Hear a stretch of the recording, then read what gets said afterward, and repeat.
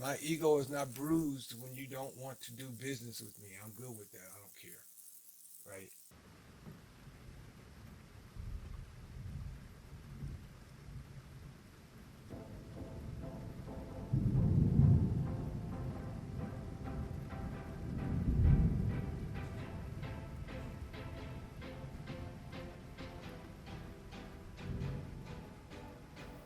Hey, what's up, y'all? Listen, this morning, and I'm not gonna call them out because I'm not trying to call them out. I just want you to know I don't do those kind of subversive things. It's not about me. It's not about any of that. And that my ego is not bruised when you don't want to do business with me. I'm good with that. I don't care, right? But he approached me in my inbox. My lot, not live. He approached me in my DM, and he was talking about partnering with me, if you will, on doing business as a partner with him. And I was harking back to some things Prince had said to me a long time ago, but we'll talk about this another time about partners. But let me just first talk about the questions that I asked him. And in my place in the world right now, there's one question I always ask when you say something to me about, will you join my business? Or will you partner with me on this business opportunity? Or will you blah, blah, blah, okay? The first question I asked him was, I need some numbers. Um, how big of a market share is the industry that your business is in? What is its projected market share going forward? We don't need to talk about the company because there's company this, company that. The question is, what is the industry? Let me say that again for the people who ain't paying attention. What is the industry that you're in and how big is it? Because if I'm going to change 1 millisecond of my energy away from a company that I am a co-owner and dividend recipient of to something that you just want me to market because you see me as a marketer, I need to know if it's beneficial to me. It's just that simple. So I asked him those questions, and he comes back with, well, it's a new company. I said, dude, I'm not talking about your company. I'm sure your company is great. I'm sure whatever it is, the products are awesome, right? Sure, why not? Right? Why not? Right? But at this point, knowing what I now know, my mother used to tell me, may she rest in peace, Gregory, if you learn better, you ought to do better. Well, I've learned better.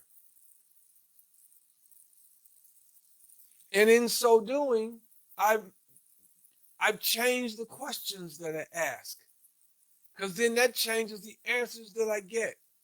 I have spent thousands of dollars in my life trying to start a business through a company that had a super micro market share. Crypto. Do you know how small crypto is really? Do you have any idea how small crypto actually is?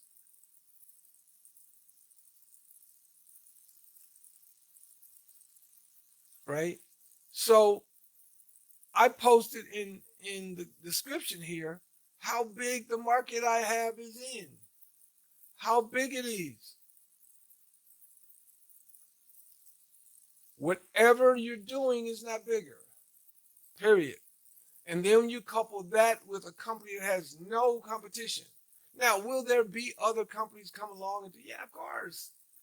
The problem is they don't have the track record. Secondly, they don't have the infrastructure. Thirdly, they have not been in the renewable energy field for any length of time.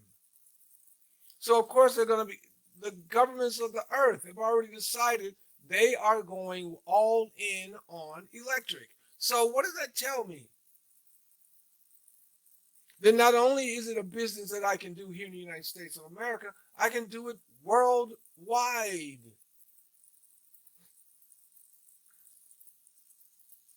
I mean, if I'm going to spend some, and then on top of that, I'm an owner. Why would I share my time with that? Anything other than that? Now, a buddy of mine brought me some information about a company. It's a virtual dispensary. I don't smoke weed. I smoked weed in high school and college. And I quit smoking weed, drinking alcohol, both in the same day. And I haven't done either in several years. Several. I'm talking 30 minimum. But Minnesota specifically is about to go to full recreation mode, just like Colorado. Well, you saw what happened in Colorado. But I don't even need Minnesota to do anything because I have a virtual dispensary. You can buy stuff all over the country, and it has nothing to do with your current state laws. But I digress. I said I did that. Basically, as a little hobby deal. And he's got a ton of marketing. So he's going to do that and I'll get paid, blah, blah. But my focus, because all I did was create that position, gave him my information. He's going to go market it. All right, cool. Cost me about $30 total. 40 with tax and shipping. Right? I don't smoke. I don't do no drugs. Right? I can use a little CBD every now and then, but that's about it. But I'm saying all that to say this. That's a micro market. Crypto is a micro market. Nutritionals, micro market. There's been a nutritional company around going all the way back to Shackley. All the way back to the first everything. Herbalife. I mean, okay, you got a product. Okay, cool. Good luck. I want you to make money. I want everybody to make money. I'm not competing with anybody here. But I have learned enough now to know to ask the right questions. So I asked those questions and I never got an answer. Then finally he just stopped messaging. Now he might come back after he watches this if he does. And give me some real numbers. What is this secret company that you're talking about that you won't give me the name of it, what it does, and what the market cap is? No. There's no reason to be secretive about it. What is it? How big is it? Can I do it? And is it worth my time? Those are the questions I ask in that order. How big is it? Not the company, because anybody can have a big company, right? There's hundreds, if not thousands of people that have ERTC companies right now.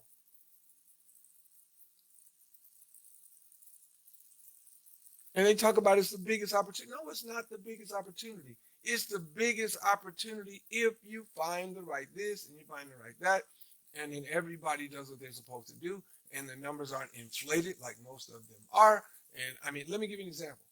I'm in a company that does ERC. They took the T out because people were scared of the word tax. Okay, so I've got one client, friend of mine, owns a coffee shop.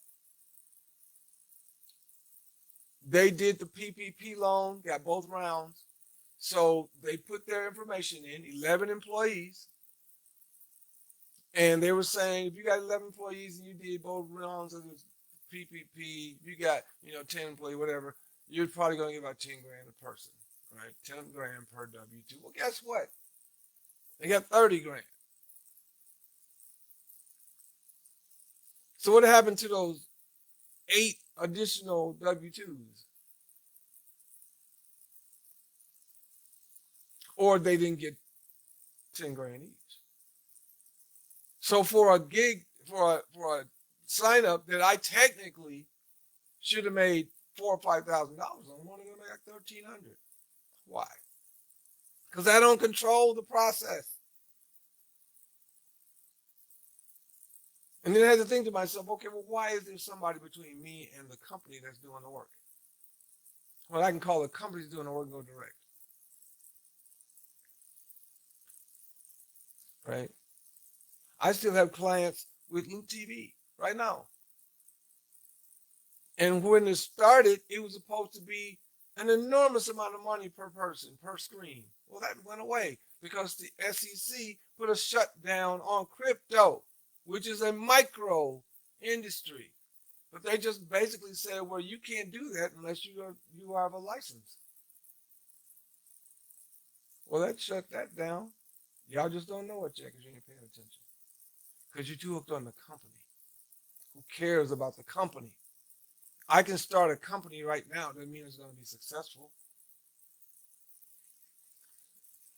But I do know, and I put in the description, where the renewable energy market is right now, where it's slated to be by 2030, where it's slated to be by 2035, and it's growing every year, exponentially. Why? Not because it's speculative, but because the nations of the earth have said it's going to.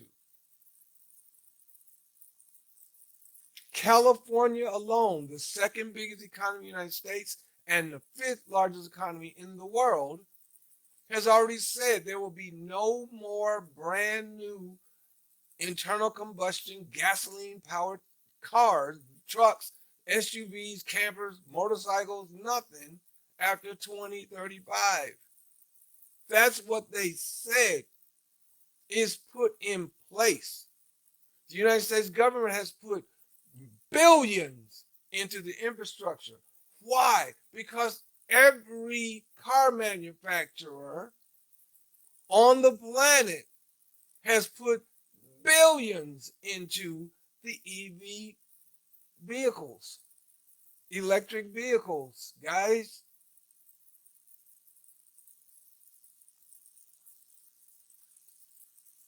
So knowing what I know, then when somebody approaches me, I don't have to say, I'm not doing your little business. I got to be a dick about it. Just ask them very simple questions. But if you don't know what you don't know, you're asleep, and I'm not trying to be asleep. So now that I know what I know, and I'm part owner of a huge renewable energy company, and it wasn't because I was so smart. I just took a shot, and it worked. Just like everybody does, right? So I'm not a part of the MLM thing, right? I'm a part of the business ownership thing. And if I can't at least become a part owner of the company, what's the point? Because I don't want to just make money on my efforts. I know how it works. I want to make money on everybody's efforts, and not just the efforts of my team, but the efforts of the entire company. I want to get a check every month, not every quarter, not every year, every month. So you got a company that's in one of the biggest industries on planet Earth that's growing exponentially. The money's already been put in place. The infrastructure is already going to get built. And the one thing that the U.S. government doesn't have that they now have with us is a sales force. There's nothing else for me to discuss.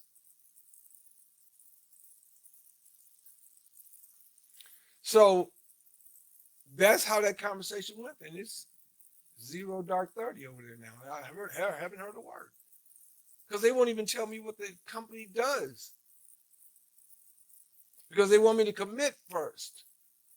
No, that's doing this.